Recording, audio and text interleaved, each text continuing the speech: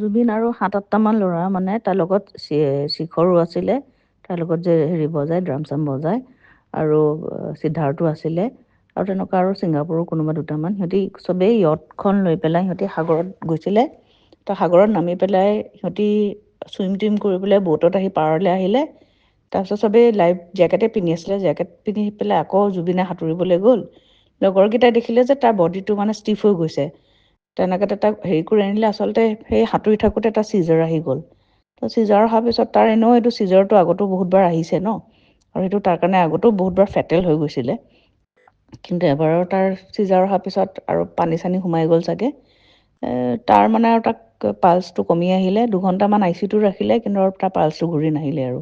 সেইটোৱে একচুৱেল খবৰ। এইবিলাক স্কুবা ডাইভিং, পেৰাগ্লাইডিং কিবোৰ কৈ আছে, এইবোৰ চব মিছা কথা।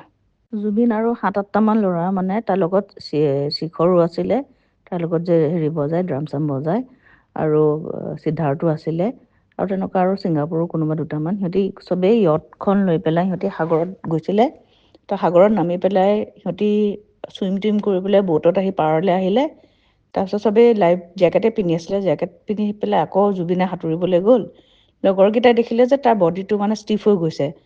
তেনেকৈ তাক হেৰি কৰি আনিলে, আচলতে সেই সাঁতুৰি থাকোঁতে এটা চিজাৰ আহি গ'ল।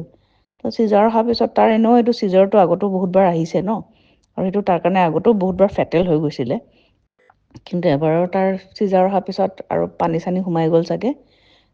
তাৰ মানে আৰু তাক পালচটো কমি আহিলে, 2 ঘণ্টামান ICUত ৰাখিলে, কিন্তু আৰু তাৰ পালচটো ঘূৰি নাহিলে আৰু।